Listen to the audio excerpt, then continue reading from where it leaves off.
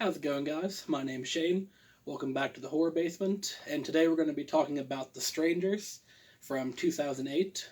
Now, this movie is a home invasion horror movie, uh, and as any horror fan would know, the home invasion style horror movies of the late 70s, notably When a Stranger Calls and The Last House on the Left, uh, were a huge trend at that time and act as kind of the spiritual predecessors to all the massive slasher movies that dominated the 80s.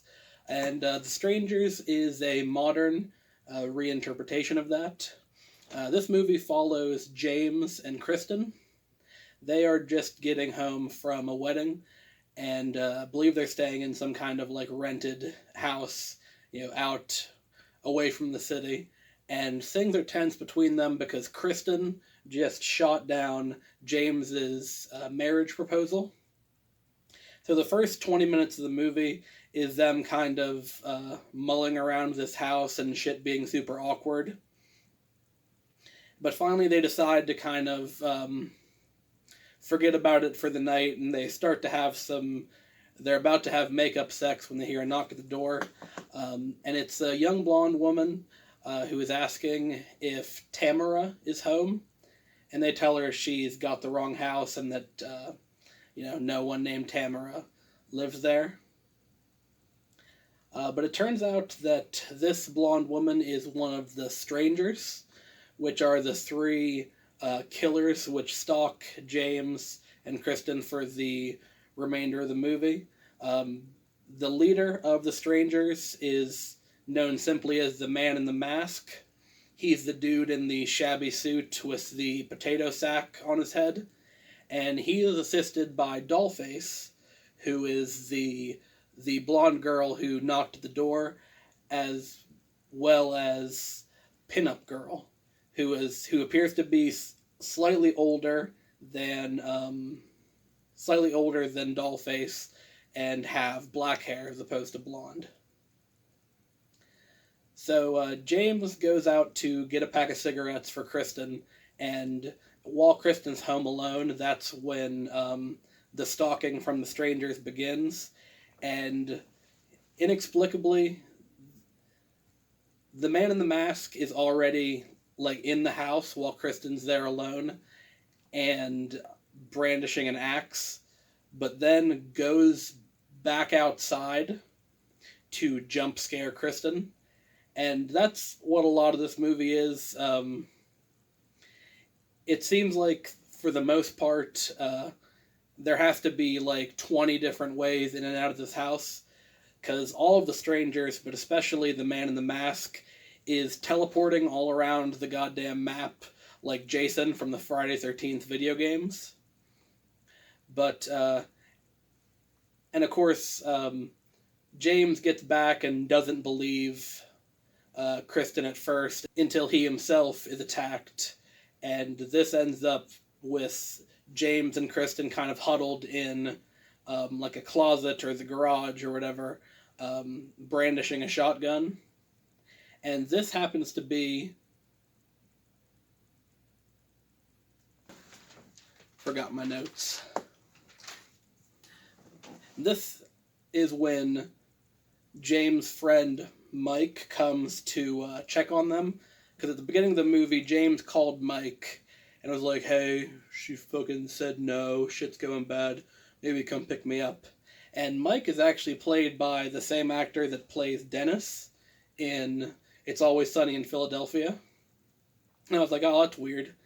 And he walks in, and the Man in the Mask is walking behind him with the axe, and you fully expect for Mike to get killed by the Man in the Mask, but he turns the corner to where James and Kristen are hiding, and James just fucking shoots him in the face, because he's the first thing to come around the corner. He just pulls the trigger and blows half of Dennis's head off. So the rest of the movie follows a similar tact as James tries to take every opportunity to run off on his own, and of course ends up getting captured, which leaves our real protagonist, Kristen, alone to get jump scared and stalked by the various strangers, until finally they're both captured, and from the looks of it, the strangers just tie him up and wait till morning to finally kill James and then stab Kristen a couple times. But then there's an end sequence to the movie where two little Mormon missionary boys find Kristen laying on the ground, multiple stab wounds. But then she, screams as they look down at her.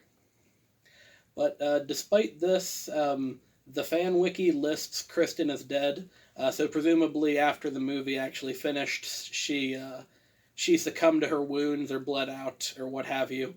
So it was a lot of work on the part of the strangers to kill two people, because you keep in mind, Mike got killed.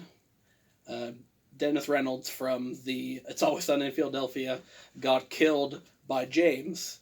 So really, the strangers spent an entire night kind of chasing these two around this rental house and the barn and all that, just to kind of stab them a couple times and leave them for dead.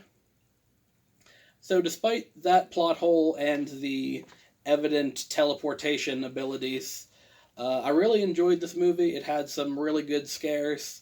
The only reason I gripe on the Man in the Mask kind of popping up everywhere and not really being shown how they're doing this or how they're manipulating the surroundings and the two main characters is that otherwise the film is very grounded and realistic, and that's part of the reason it makes it scary, because it plays on the themes of senseless violence and the real horror of home invasions and that kind of stuff. So when you bring out the cliche horror movie tropes of the killer being around every corner and being able to teleport around the map, that's the only real plot hole in this. But yeah, other than that, I really enjoyed this movie. I definitely recommend it.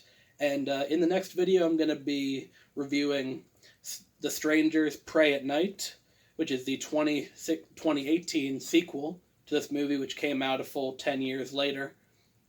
So if you want to check that out, join the Basement Army by hitting that subscribe button, leave a like, and if you have any other movies you want me to review, drop a recommendation down in the comments. And that's it. Thank you. Bye.